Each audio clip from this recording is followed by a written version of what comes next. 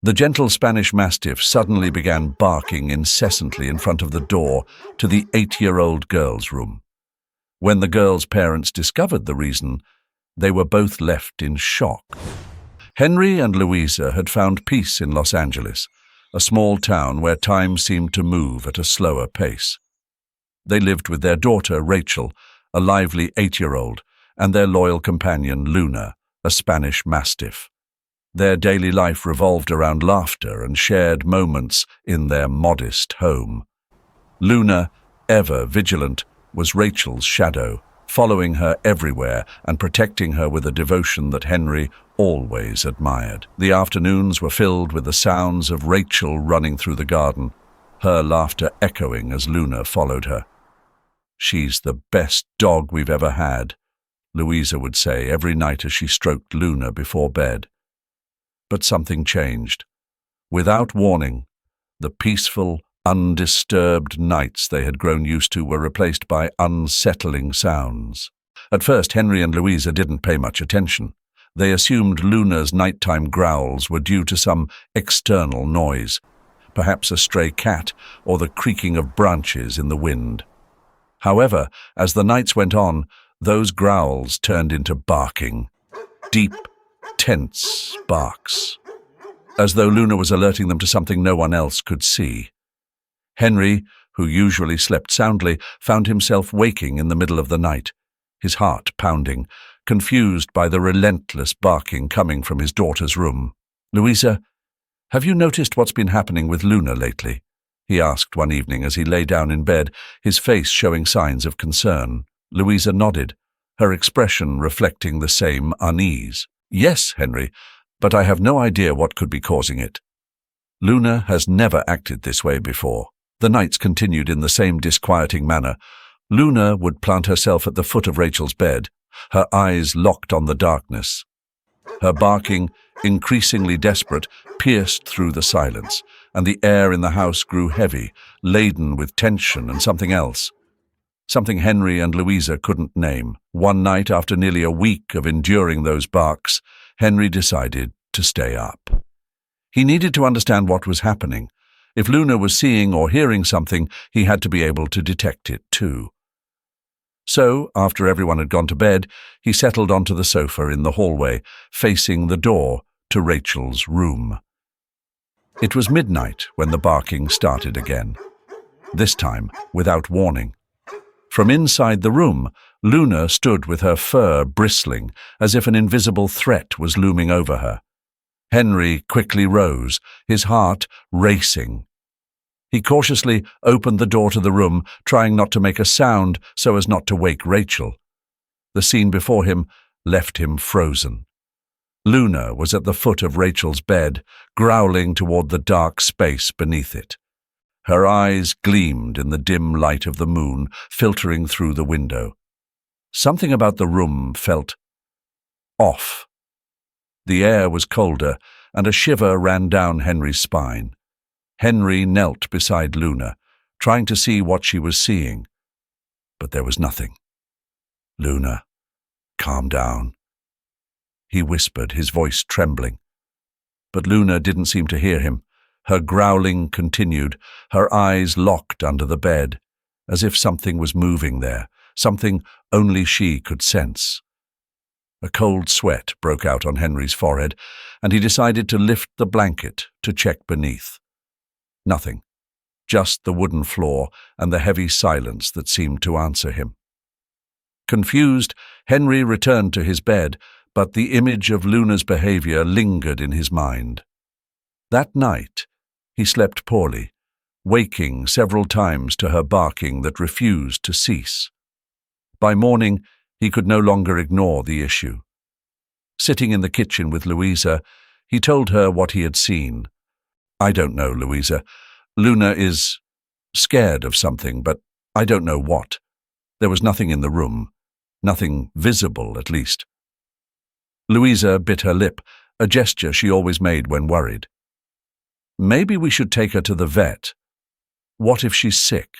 Or worse, what if she's become dangerous for Rachel?" Henry nodded slowly. The thought had crossed his mind more than once. What if Luna, their loyal protector, had become a threat?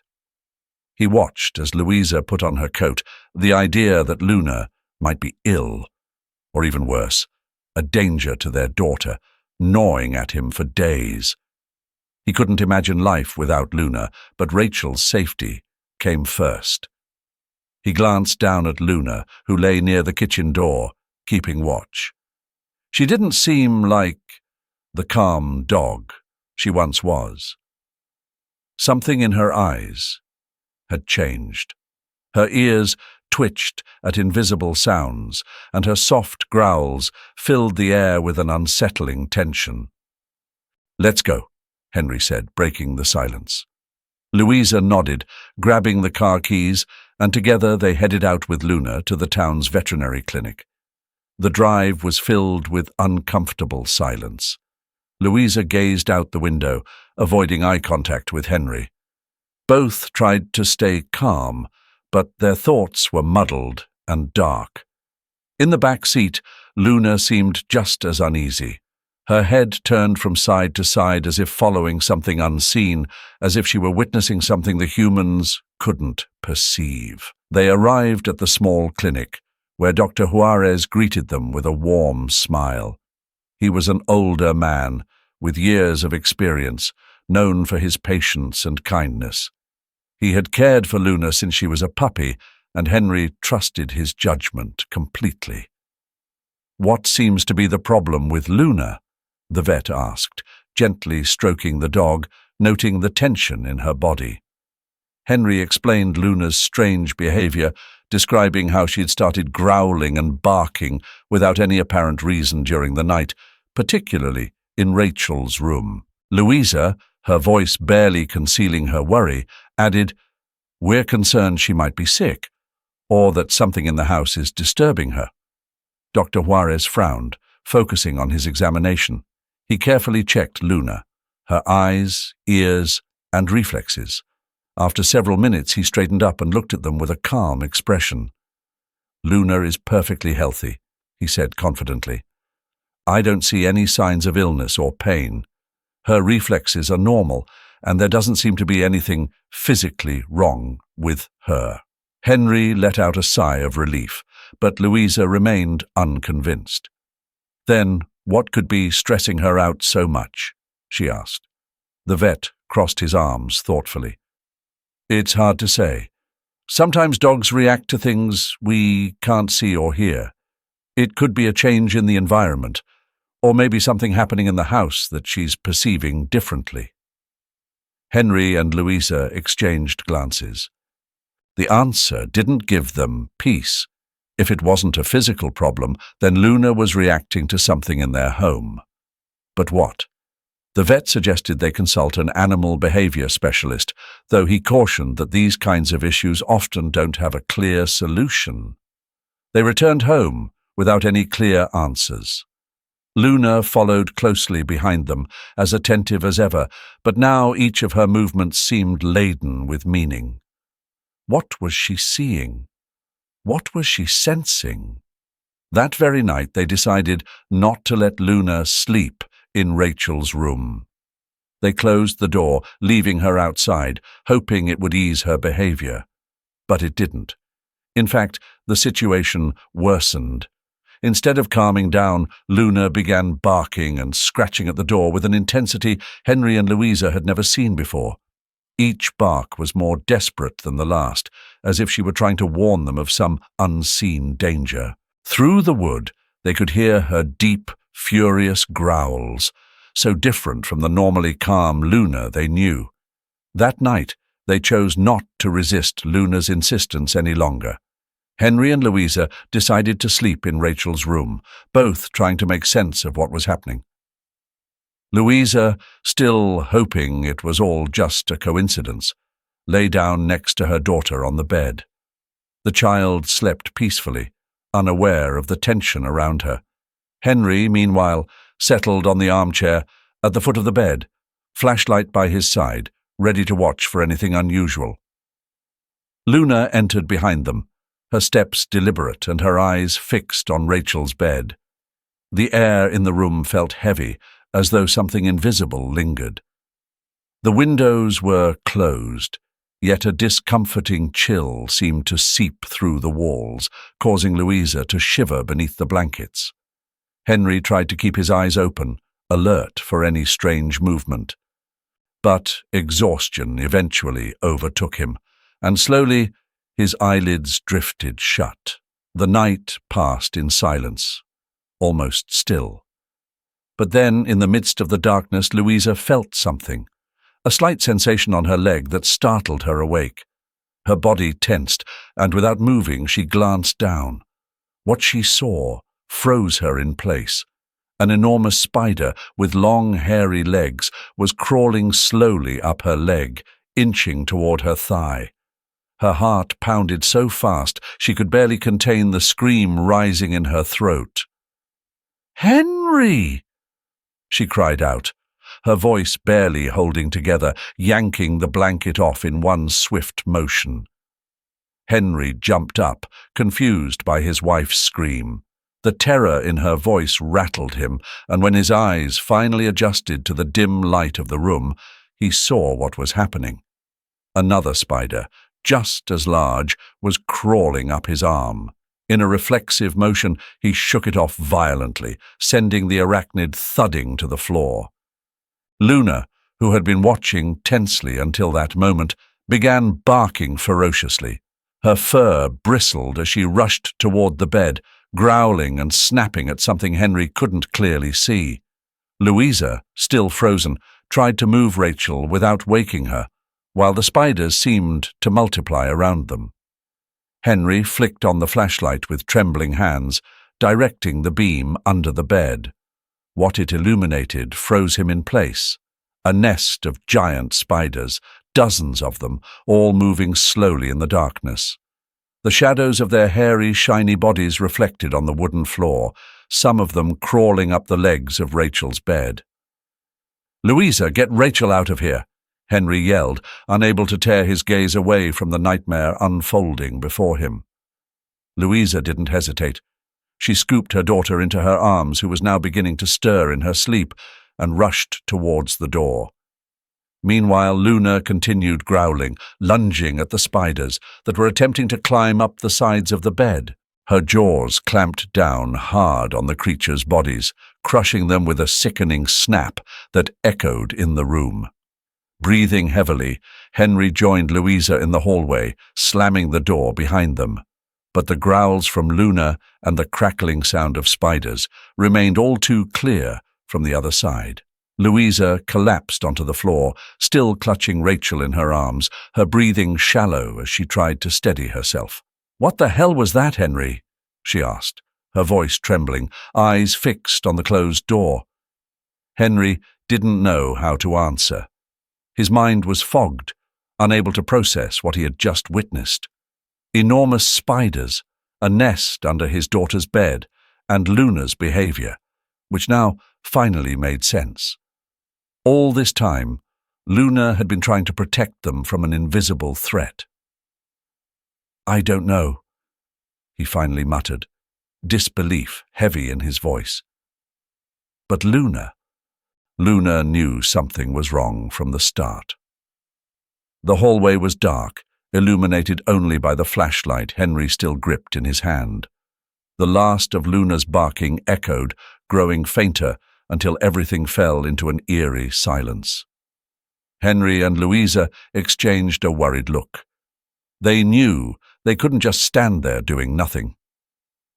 "We have to get Luna out of there," Louisa said firmly, though fear still clung to her.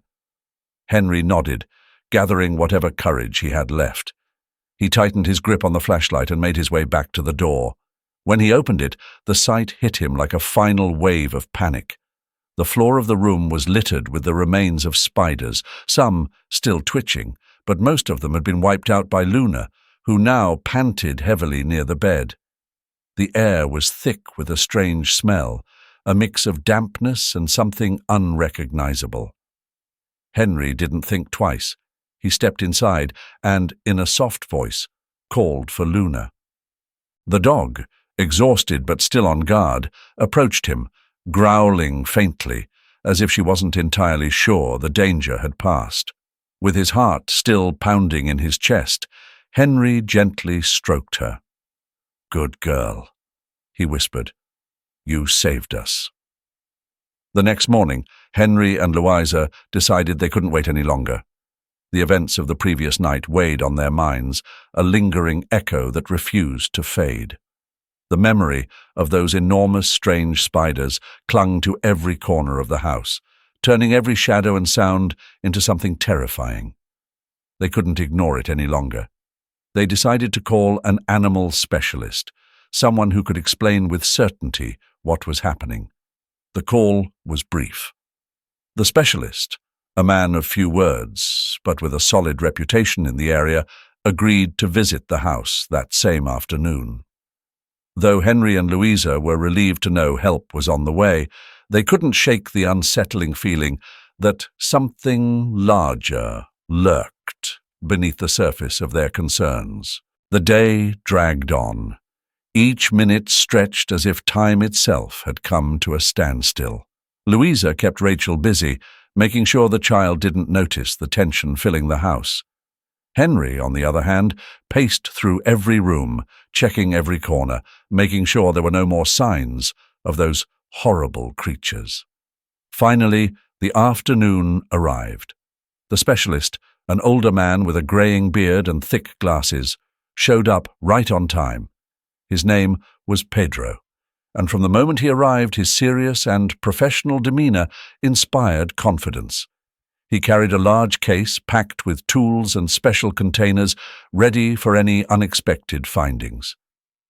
Henry led him to Rachel's room, where traces of the night's battle still remained.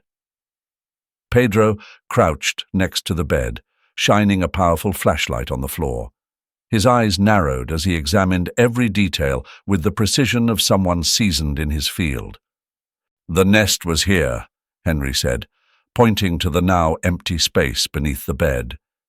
Even though they had cleaned up most of the mess, the memory was still vivid in his mind. Pedro nodded slowly. Without saying a word, he pulled a small vial from his case and carefully slid it under the bed, collecting what was left of the cobwebs. He took his time, observing closely, moving the flashlight in different directions. Finally, he stood up, frowning as he looked at Henry and Louisa. "What you found last night isn't typical for this area," he said gravely. "These spiders aren't venomous, that's true, but their size and behavior aren't normal for this region." Louisa felt a chill run down her spine. There was something in the way Pedro spoke, in his slow and careful tone, that told her what he was about to say wouldn't be easy to hear. "So, where did they come from?" she asked, a mix of fear and curiosity in her voice. Pedro paused, adjusting his glasses before answering. "It seems they've been brought from somewhere else, perhaps even intentionally. It's not uncommon for people to keep exotic species like these, though they shouldn't be here. And certainly not beneath a little girl's bed." The afternoon crept on, the tension in the air thick and palpable in Henry and Louisa's home. After Pedro's unsettling revelation, the possibility that the spiders had been brought on purpose weighed heavily on their minds. While Louisa tried to keep Rachel distracted, who fortunately still didn't grasp the seriousness of the situation, Henry couldn't stop thinking about Carlos, their neighbor. Carlos was a solitary man, quiet and always on the fringes of neighborhood life. He didn't engage with anyone, and the little they knew about him was that he spent most of his time in his garage, a mysterious place no one had had the chance to inspect up close. The spider situation, Luna's odd behavior, and now Pedro's words, all signs pointed to that place.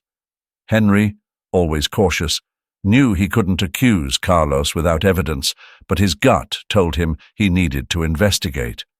That afternoon, while Louisa was occupied with Rachel, he decided to take a casual walk through the neighborhood.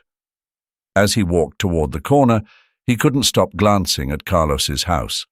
The garage, as usual, had its door closed, but the small side window offered a limited view of what was inside. Henry stopped a few yards away, observing without being too obvious. The silence around the place made him uneasy.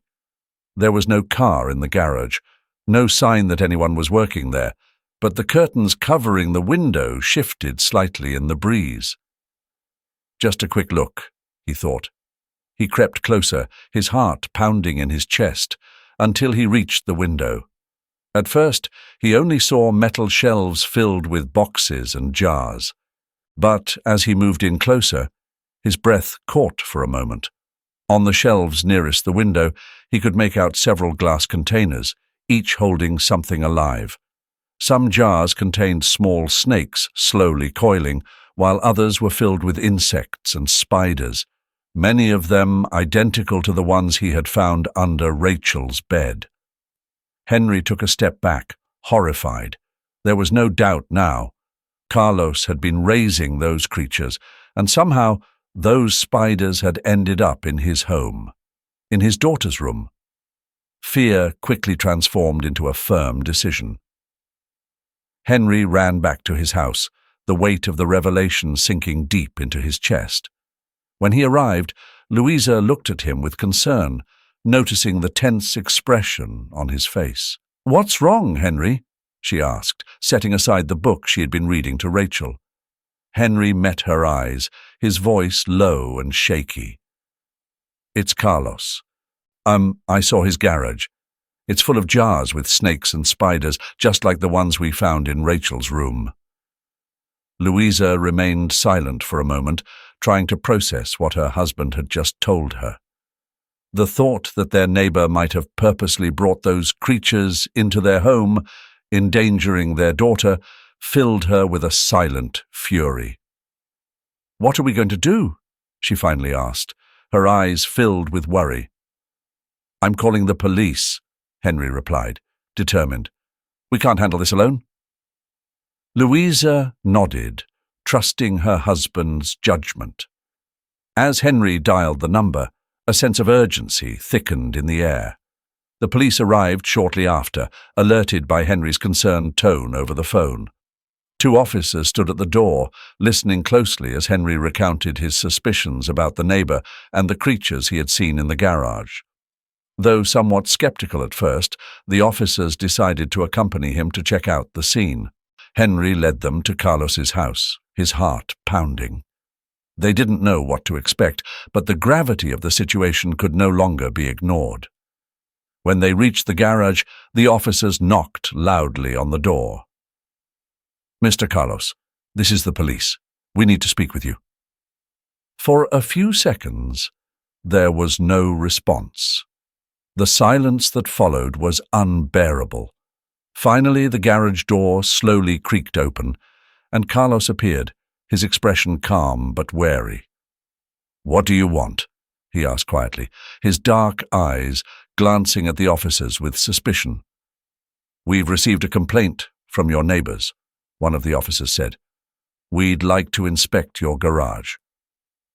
Carlos hesitated for a moment, his gaze landing on Henry, as if he knew exactly who had reported him. However, after a brief pause, he stepped aside and allowed the officers inside. The inside of the garage was even more chaotic than Henry had expected. Jars, boxes, and containers were piled everywhere, some of them filled with exotic animals moving sluggishly in their makeshift cages. Snakes coiled lazily, and spiders, tucked away in small glass jars, seemed unaware of the disorder around them. Henry watched as the officers examined every corner, their expressions growing increasingly tense as they uncovered more jars containing strange creatures. Finally, one of the officers turned to Carlos. "This is not allowed. You have dangerous species here that shouldn't be in a residential area," he said firmly. Carlos, showing little emotion, just nodded. "I didn't know it was a problem. I just collect animals. They're not dangerous," he replied. But Henry knew that wasn't true, and what had happened in his home confirmed it. After a more thorough inspection, the officers found several spiders identical to the ones from the nest under Rachel's bed. Confronted with the evidence, Carlos finally admitted that, due to his obsession with exotic animals, he had released some spiders into the neighborhood when he could no longer control them. "I didn't think they would cause any problems," he muttered in a low voice. Henry's anger mixed with a profound sense of relief. Carlos was arrested, charged with endangering the community through his reckless actions. As they led him away, Henry walked over to Louisa and hugged her tightly. They both knew the danger had passed, but the scars from the experience would remain etched in their memories forever. After the police took Carlos away, the air in the neighborhood seemed to shift. The usual stillness of the street returned. But Henry and Louisa knew the peace would never be the same. For weeks their nights had been invaded by fear, confusion, and the growing suspicion that someone close had brought danger to their doorstep. Now, with Carlos in custody, the immediate threat was gone, but the memory of what had happened lingered, like a persistent shadow refusing to fade completely. As expected, the trial drew the attention of everyone in the small town. Headlines in the local newspaper detailed the events. "Man arrested for releasing dangerous animals in family neighborhood," while rumors and conversations spread through the market and shops daily. The community, once tight-knit, now looked at their neighbors with more caution.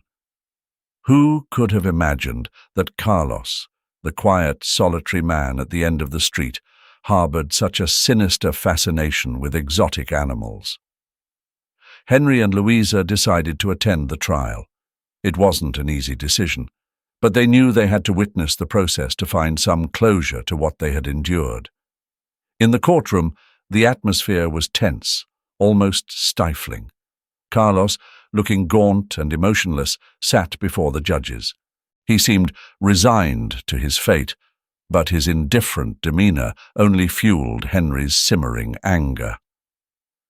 "I thought they wouldn't hurt anyone," Carlos said, his monotonous voice echoing through the room. "I just let them go because I didn't know what else to do with them. I never imagined they'd get into your house." That statement, so devoid of responsibility, only deepened the frustration for Henry and Louisa. How could he have thought that releasing dangerous animals wouldn't cause harm? How could he have been so irresponsible? Yet Carlos's words weren't enough to lessen the weight of the evidence against him. The testimony of animal experts, police reports, and Henry's statement sealed his fate. In the end, the judge ruled Carlos guilty of endangering his neighbors' lives and keeping dangerous species without proper authorization. He was sentenced to a significant penalty and strictly prohibited from ever caring for exotic animals again. For Henry and Louisa, the sentence brought a profound sense of relief. Justice had finally been served, but they knew the emotional damage wouldn't fade so easily. As they left the courtroom, Louisa grasped Henry's hand tightly. Both of them understood that while the trial had ended, there was still a long road ahead before their lives would return to normal. Back at home, the family decided to take extra precautions to protect their home. Henry installed security cameras and reinforced the locks. Every corner of the house was meticulously inspected to ensure no trace remained of the terrible creatures that had once invaded their sanctuary. Luna, loyal as ever, watched every move her owner made, as if understanding the importance of safeguarding the family. After all that had happened, Henry and Louisa couldn't help but see Luna in a new light. The chaos of the past weeks had transformed their perception of her. She was no longer just a pet. She had become a faithful guardian, a protector who had shown relentless bravery in the face of danger. As Rachel played with her dolls on the living room floor, Luna, as always, stayed by her side, watchful. The little girl, blissfully unaware of what had transpired, continued to trust her four-legged friend with all her heart. From the kitchen, Louisa watched the scene and felt an overwhelming sense of gratitude. Things could have been so much worse if Luna hadn't sensed the threat in time. Henry, as he installed the last of the security cameras outside, shared that same feeling. Each time he looked at the dog, a sense of security settled within him, a safety that didn't come from the cameras or the reinforced locks, but from Luna's simple presence. After Carlos's trial and sentencing, the family began to regain some peace. Although the first few days were challenging, with frequent jumps at every nighttime noise, slowly their home started to feel secure again. Yet Henry and Louisa knew they would never forget what had happened. The emotional scars of the experience had left a lasting mark, a reminder of how fragile the security they once took for granted really was. One afternoon, as they rested on the back porch, Louisa broke the silence. "Do you realize how fortunate we were?" Her voice was soft, yet filled with emotion. "It could have been so much worse, Henry. If it hadn't been for Luna, I don't know what would have happened." Henry, who had been staring absent-mindedly at the garden, turned to look at her. His expression was calm, but the weight of the past few weeks lingered in his eyes. "I know, Louisa," he replied. "I can't stop thinking about it. Luna saved us, and not just Rachel. She saved all of us, in one way or another." They both remained quiet, savoring the cool evening air. The sun began to dip, painting the sky in shades of orange and purple, while Luna lay by the door, her eyes watchful, as if she never let her guard down. That night, as the family gathered for dinner, Henry and Louisa decided it was time to do something special for Luna. Rachel enjoyed her homemade meal, smiling and chatting about her games, unaware that the adults had a plan in mind to honor her loyal companion. "We should throw her a little party," Louisa said with a smile. "She deserves it." Henry nodded, pleased with the idea. "Yes, let's invite some friends and keep it simple, but meaningful. Luna deserves all our gratitude." Hearing her dog's name, Rachel looked up excitedly. "A party for Luna?" she asked, her eyes sparkling. "How exciting! I'll bake her a special cake for dogs." Louisa chuckled softly, stroking her daughter's hair. Despite everything that had happened, the light in Rachel's eyes and her pure joy were reminders of how important it was to preserve innocence and love, even in the face of adversity. The day of the celebration came quickly. It wasn't a grand event, but it was intimate and special enough to honor the one who had protected the family. A few close friends and neighbors who already knew the story came to share in the moment. Luna, in her natural humility, seemed unaware of the reason for the gathering, yet her calm and gentle presence with Rachel didn't go unnoticed. Standing beside the table in the yard, Henry raised a glass as the group gathered around him. "Today, we're not just celebrating a dog," he began, his voice steady but charged with emotion. "We're celebrating a member of our family, to Luna, who, without asking for anything in return, has protected us and shown us what true loyalty is." The group raised their glasses in quiet reverence, respecting the weight of Henry's words. Luna, unaware of the toast, remained by Rachel's side, wagging her tail calmly, a stark contrast to the recent intensity they had all lived through. After the party, life slowly returned to its usual rhythm. Henry and Louisa no longer jumped at nighttime sounds, and a sense of peace settled back into their home. But what stayed with them most from the entire experience was the profound lesson about community and the importance of remaining vigilant even when everything seems in order. They knew they could never blindly trust that danger was far away, because, as they had learned, sometimes the greatest threats come from places close by, from people you think you know. However, not everything they learned was dark. Henry and Louisa also realized they were not alone. Luna had shown them that there are always those who, silently and discreetly, are ready to protect what we hold most dear. That thought brought them comfort. A few months later, on a warm spring afternoon, Henry sat on the back porch, watching as Luna and Rachel ran through the garden. The child's laughter echoed in the air, filling the atmosphere with a peace he hadn't felt in a long time. Luna, beside him, wagged her tail with energy as she followed her young owner. The fear that had once gripped their hearts now felt like a distant memory. Louisa, who approached with 2 cups of coffee, sat next to him and watched the scene with a smile on her lips. "We've been very lucky," she said, placing her hand on Henry's shoulder.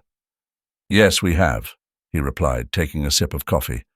"But we've also learned to appreciate what we have, don't you think?" Louisa nodded slowly. "Every day is a gift. Luna taught us that.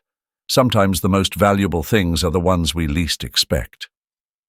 They both fell silent, savoring the moment, the calm, and each other's company. Rachel and Luna continued playing under the clear sky as the sun slowly descended, painting the world in soft, warm hues. That night, as everyone prepared to sleep, Henry looked at Luna once more before turning off the light. He knew that as long as she was there, the family would be safe. Nothing and no one could harm them while the brave guardian of the house remained by their side. Luna, with her watchful eyes and unwavering calm, kept her silent promise. She would protect her family, no matter what. The story we've explored is a work of psychological suspense and horror that takes us on a deep, emotional journey, highlighting the transformation of its characters when faced with danger and adversity. Henry and Louisa, an apparently ordinary couple, watch as their peaceful life slowly unravels upon discovering the lurking threat within their own home. What seemed like a safe and ordinary neighborhood becomes the unsettling backdrop of a mystery where the real dangers arise from those nearby and the unknown. Luna's development, the loyal dog, is particularly remarkable. From the beginning, her unusual behavior is seen as a warning, but only later is the full extent of her loyalty and bravery revealed. Throughout the story, Luna is not just a pet, but the silent guardian who protects her family without asking for anything in return. Her transformation from a mere companion to a heroine underscores the importance of valuing those around us, even when we don't fully understand their role in our lives. The central message of this story is one of trust and vigilance, but also the need to appreciate what is essential: the love, loyalty, and care that our loved ones, whether human or animal, offer us. It reminds us that danger may be closer than we think, but also that the strength of a united family, built on mutual trust, can overcome any hardship. The journey of Henry and Louisa teaches us to take nothing for granted and to remain alert to the signs, always valuing the small, significant things that protect and sustain us. If this story moved you, don't forget to hit the like button and subscribe for more powerful narratives like this one. I'd love to hear your thoughts in the comments. What part of the story resonated with you the most? Until next time, keep believing in the strength of family, love, and second chances. Thanks for watching, and may God bless you all. I'll see you in the next video.